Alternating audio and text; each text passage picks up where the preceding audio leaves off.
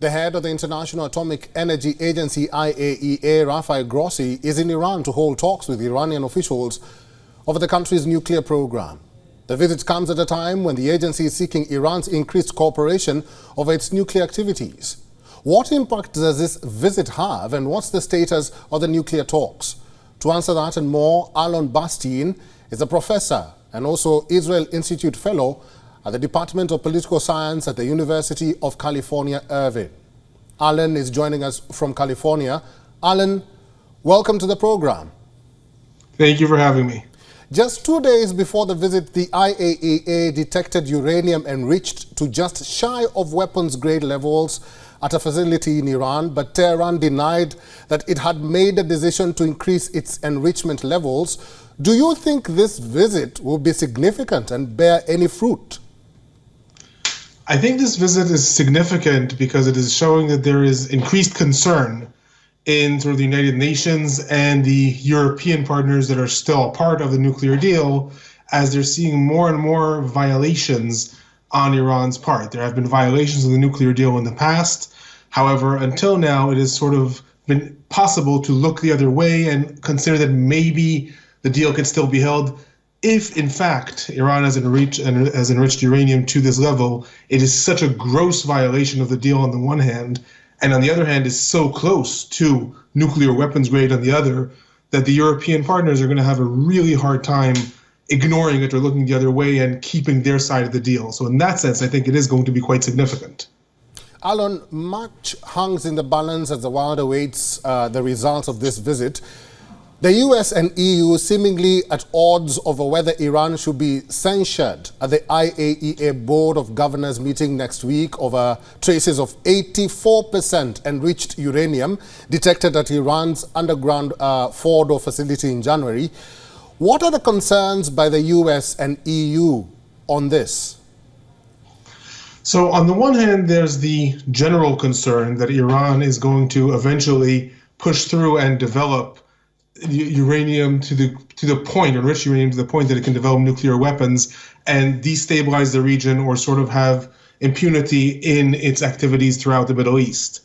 On the other hand, there is increased concern that if the EU joins the United States and backs out of the deal in general, this will push Iran further into the hands of Russia. Iran and Russia have really been solidifying their alliance since the war in Ukraine. Iran has increasingly been supplying Russia with its own drones, and in turn, just last week, it was announced that Iran is planning to purchase from Russia billions of dollars worth of weaponry, including very sophisticated air defenses that would allow it to defend its nuclear facilities. So it's sort of this push and pull for the United States and the EU. On the one hand, the desire to curtail Iran's activities. On the other hand, being very careful not to completely slam the door in Iran's face, which would drive it completely into Russia's hands, which everyone in the West is really scared of. Alon, I'm going to read to you a statement by an official in Brussels. He said that Iran tends to react to a censure by escalating its actions, either escalating its nuclear work or further restricting the ability of the IAEA inspectors to keep an eye on what Iran's doing. And I think there's a concern that that could very quickly lead to a crisis, which of course will be a crisis on top of the Russia one. What do you make of that statement? So indeed, large parts of the nuclear deal of 2015 were to limit Iran's ability and access to uranium and to limit the extent to which it can enrich uranium in exchange for lifting sanctions. But a critical part of it was that Iran would open its nuclear facilities to allow international inspectors to conduct random inspections, to be unescorted by the government while they went in order to conduct these inspections. And Iran held up its side very, very limitedly. So it did enable international inspectors to come to different sites, but usually it required that they coordinate in advance. It did hide a lot of material in these various different sites. So there is a lot of concern that if Iran is pushed to the corner, they may further limit the access of international inspectors to different nuclear facilities, and that this will allow them to one day by surprise, all of a sudden get to 90% enrichment, which is enough for a nuclear device, at least, or for several small-scale tactical nuclear bombs. So there is this constant fear on the one hand.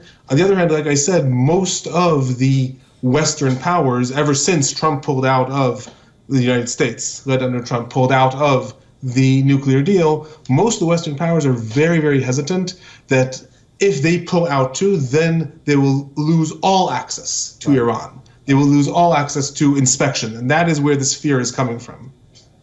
Alon, let's talk about the realities now. Tehran has shown in the past that it pays attention to the IAEA board meeting and usually makes a gesture of dialogue and diplomatic interaction prior to these meetings, hoping to prevent a damaging resolution. What do you make of that observation so far? I think Iran in the past has truly wanted to appease the Western powers, at least in theory, if not in practice, mostly because it really did require an alleviation of its sanctions. So every time there was a new round of negotiations or a new round of inspections, it really did try to make all kinds of gestures, because at the time that the deal was signed back in 2015, 2016, their local currency was in very high inflation, there was internal political instability, and they really needed the sanctions lifted, and they were willing to do almost anything to show that they will cooperate. I think that right now the situation is quite different. The region is different. ISIS has been sort of wiped off the map, at least militarily for now. Iran is much more established in at least its connections to Syria. It has a foothold in Yemen. It is very strong in its ties to Russia. So it needs the West to alleviate its sanctions a lot less, on the one hand. On the other hand, Iran is very, very clever and never likes to slam the door in the face of potential allies for the future. So they will try likely to make some gestures. They have already come out and said that even though this level of enriched uranium was discovered, this does not prove that they were actually enriching it to that level. This could have been technically residues in pipes that accidentally got enriched to that level. That is such a thing that occurs in nuclear power plants. And they are trying to sort of play the game and say, it is possible that we have not violated the deal that much. However, I would say that they are in a much stronger bargaining position than they have been in the past with sort of the EU, the United States, and the United Nations in general, due to the regional changes and their connections to Russia. So it's a bit of a different ballgame right now, would be my analysis. Alon, IAEA still insists that it will continue the probe. And with that being said, why is it taking longer for the concerned countries like the United States to impose harsh sanctions on the regime? What are they scared of? So I'd say they're first and foremost scared of Iran continuously destabilizing the region even further. Iran has a great foothold in Iraq. It has a lot of influence in Syria. It has a lot of influence in Yemen. And the United States would really like to avoid this area going up in flames again while they are embroiled in the war in Ukraine. So that's one concern of sort of, let's not antagonize Iran too much so that the region does not burn up all of a sudden and we have to turn our attention to there.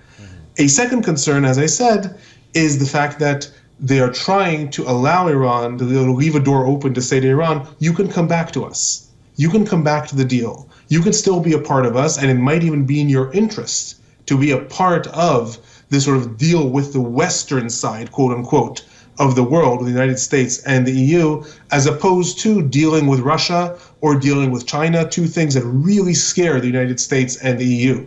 The growing connections between Iran and Russia and China are constantly reminding sort of the Western powers that they don't know how to stop these alliances and they can't control the flow of arms. Whereas in the past, the United States felt that it could control the flow of arms to different countries, and with these massive sanctions that they imposed on Russia was another attempt to control how wars happen. But it turns out all of a sudden, as the United States acknowledged this week, there is not a lot the United States can do about this burgeoning alliance between Iran and Russia. They can't actually stop the flow of arms from one to the other.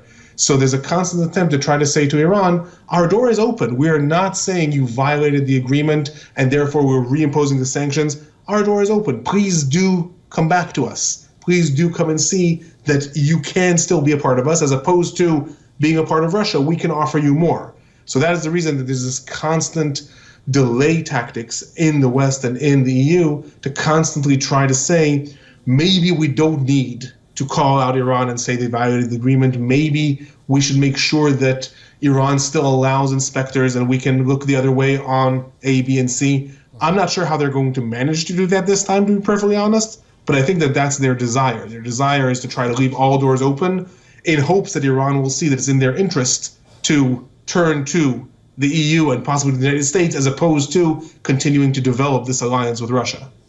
All right, we'll have to end that discussion there. I've been talking to Alon Burstein. He's a professor, Israel Institute Fellow, Department of Political Science at the University of California Irvine. Thank you very much, Alon, for talking to us today. Thank you. Have a great day. WION is now available in your country. Download the app now and get all the news on the move.